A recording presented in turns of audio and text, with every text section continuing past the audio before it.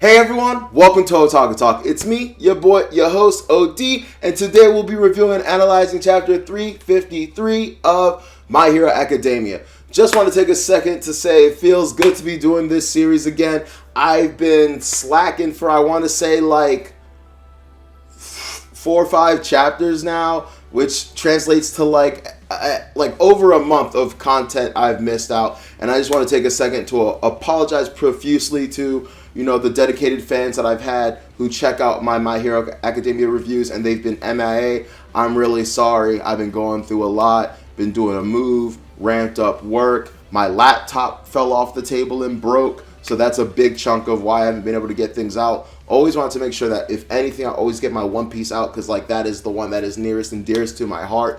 But yeah, it's kind of sucked that I've been dropping the ball, so I apologize for that. But this is going to be a review of 353, but honestly, it's also going to be more of a catch-up. Not going to lie to you, I've said this in several reviews before, but My Hero Academia has not been a series that I have been particularly fond of reading week to week. Not saying that it's bad or anything like that, but just the developments and the things that happen per chapter, especially recently, I just haven't been feeling, and I haven't really had a lot to say about, and I haven't really had the excitement to talk about. So this might not be the last time I do this. I'm going to try to make it up to you guys, picking up new series and doing those week to week. I really, really, really need to start doing more anime, and I also want to start doing read-alongs again. Once I get my laptop fixed, I really want to start streaming and doing read-alongs as well. So, yeah, look forward to that. I'm trying something new with my layout. I don't know if you guys like this. Check out my other video I did on the One Piece review, and I had a blanket, and so I was thinking, hey, that was kind of cool. Maybe for all my reviews, I'll just grab little anime backdrops and have them behind me. But I was thinking maybe something simple like this. I got my little poster up here, got my Naruto up here, decided to put out the the Funko Pops. Well, this one's a Funko Pop, this one out is just a random Yang doll. And then I realized, hey, I got some My Hero Academia, manga. Let me set it up. I'm really jealous of all the YouTubers and stuff that have mountains of libraries behind them that make for tremendous backdrops. I'm broke, so I don't have that. I have a few Marvel comics and some manga like this, but outside of that, not really cutting it. So we'll see what we can do. We'll get there when we get there. Anyway, if this is your first time on this channel, or you've been here before but haven't done so already, would greatly appreciate it if you could do your boy a solid like, share, and subscribe. And anyway, without much further ado, let's get into this review.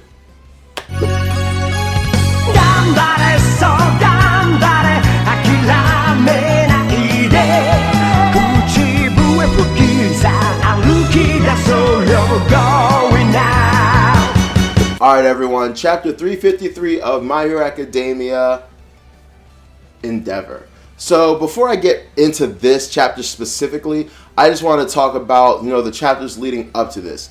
It was Todoroki Shoto versus Todoroki Dabi, or Toya, right?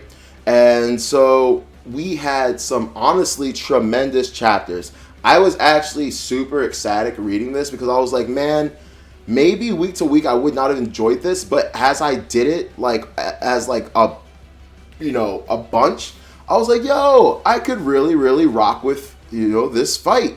We had all the great staples of fights. We had theme work, we had flashbacks, we had character interaction, character progression. I don't even want to say development because we've seen Shoto progressed and develop throughout the series, but this was an actual time where we got progression from him, and I really like to see that. Something I really also enjoyed was the fact that Shoto wasn't on this whole "you're my brother, no, stop it, don't do it" kind of tip, right? He was like, yo, I totally understand where you're coming from. I totally understand why you're like this, and I'm not gonna front with you. It's our father's fault. He did this, and that's something that he's going to have to deal with. He's going to have to reconcile with eventually. But here's the problem: regardless of what he did, you're evil. You've taken the lives of innocent people. You've done some really effed up stuff, in the name of revenge. And once again, while I'm not upset with you for being, upset and angry and livid at our father, I am upset with you for taking it too far, and instead of, channeling your rage and your vengeance specifically on our father, you decided to just go, full evil, break bad. How bad can I be? I'm just doing what comes naturally. And, just harm hundreds of innocent lives. And for that, you're a murderer. For that, you're a villain. And for that, I'm going to stop you. And so that was super tough. I really like that. And so we have this tremendous brawl ensue between brother and brother. And it is just so emotional, so impactful. I say this a lot in my hero reviews, but I can't wait to see it in the anime, because this fight is sure to be phenomenal. Can't wait to see the blue of Dabi's fire, the red and the blue of Shoto's fire and ice and stuff. And so that was tremendous. So we see more into Dabi's backstory. We find out more about how he was injured, how he burned off most of his skin, and how they had to do a bunch of surgeries to repair him. And I believe like 3 years passed before he became conscious again. He immediately wanted to go back home. He wasn't truly a villain when he came back around, but he got brainwashed, manipulated into believing that no one cared about him, that no one was looking for him for these 3 years. Endeavor's a great hero now. Shoto is developing his powers now. So Toya took all that personally, right?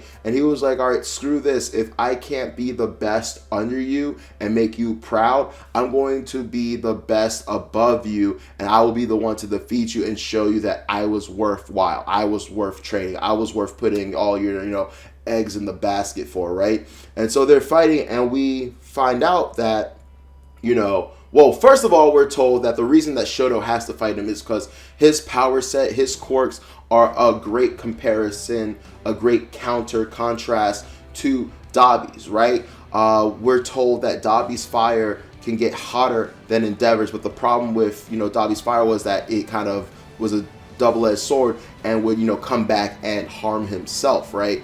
And so, Shoto was apparently the perfect combatant to go against them, simply because he can regulate his own body temperature by cooling off using that ice quirk while being able to harm Dabi with his own hot fire. And so something really cool we find out from Dabi is he found out how to regulate his own internal temperature by making it super hot, and therefore making his own version of Flash Fire Fist that apparently burns way hotter than Endeavor's, right? But then that's not the end of it. We find out that Shoto himself also has a version of Flash Fire Fist where he can attain the same kind of temperature. Honestly, I'm gonna be real with you. This is where it kind of goes off the rails for me a little bit, because I kind of got the concept but kind of was lost. But apparently, by being able to cycle the cold and hot, quirks, I was gonna say air, but it's not air, blood through his body, he's able to keep his body in a constant state of equilibrium, which I think kind of negates the threat or the risk of typically using Flash Fire Fist, because it causes your internal body temperature to increase, and that can do internal damage. And I think kind of how Shoto's works is the contrast, the let's call it the thermal shock.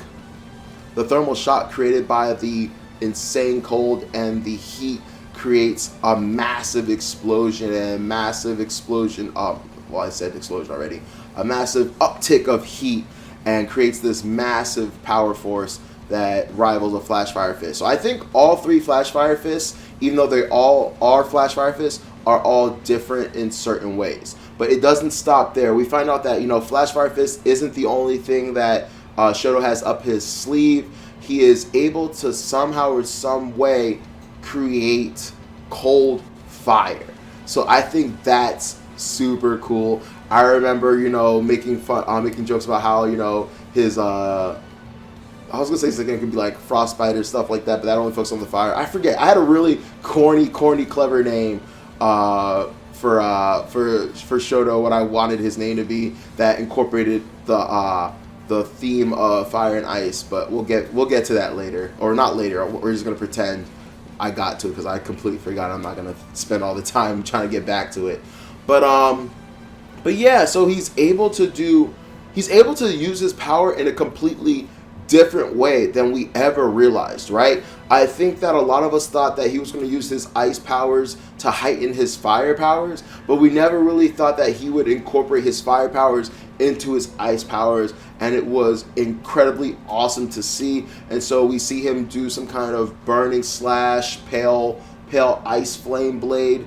That was dope. And then he does another move where he essentially, there's no mention of him going to absolute zero, but I swear to you, it feels like he hit absolute zero, hit his brother with the phosphorus attack, and I think there was another attack after that. Let me check. So after he uses his phosphorus attack, he uses this amazing attack called Great Glacial Agar, right? And basically just sends this wave of just, I have to believe it's like absolute zero cold. This is my kingdom come. This is my kingdom come. And the reason I say it has to be absolute zero cold is because Dabi has the potential to make, like, out of Endeavor and Shoto, these like extraordinarily hot flames, and the only way to think of not only quelling those flames but also, you know, his ice being colder than them and being able to affect everything around it. Because after you do this, after you see this attack done, you see all the buildings in like a massive, I want to say like mile radius. We don't quite know how far back these buildings are, but we can kind of assume that they're really far back, right? And you just see them all coated in ice, and you just see Dabi down and out for the fight. And something I really thought was cool, and I like when Mangaka do this, is we get these two panels of Shoto and Toya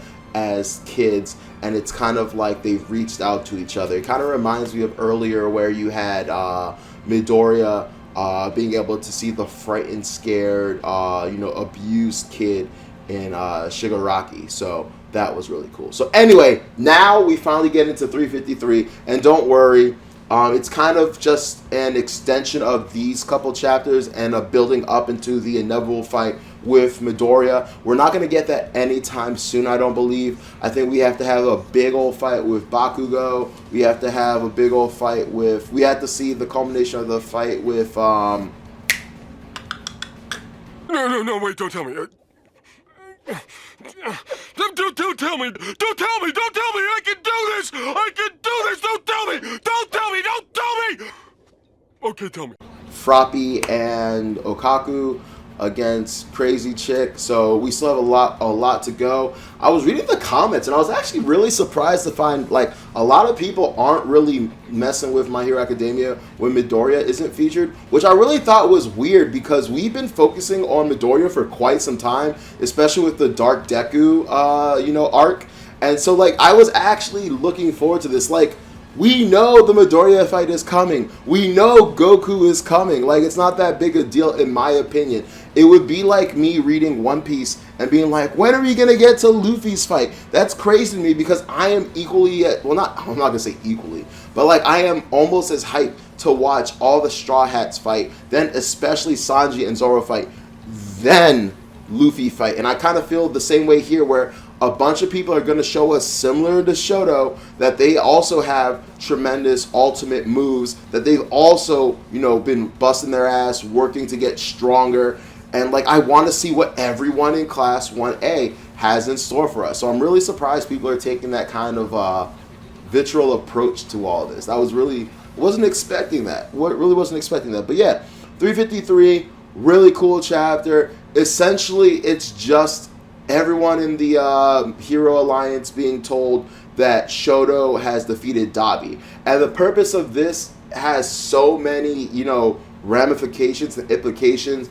It boosts the morale of, the heroes and kind of dampens the morale of the villains. There's even a point where I think it's the lizard dude. Why did I forget his name?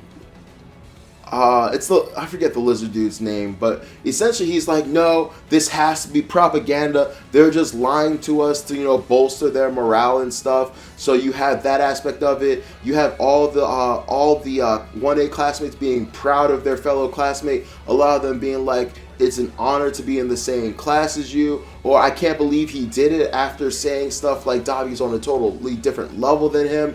Or if Shoto can do it, I can do it. If Shoto did it, it's my turn to step up. So that's a lot of what chapter 353 was about. Just people finding out that Shoto did what he did, and that now it's our time to shine. It's our time to help and assist them. So that was really cool. I really enjoyed that. Also, we had people that have defeated lower level villains, so that was cool. However, we're introduced to apparently 2 other heavy hitters that we've never heard of before, and that's Kuneta and Ghastly. We don't see Ghastly at all this chapter, but we do eventually see Kuneta, who apparently is a better assassin than Director.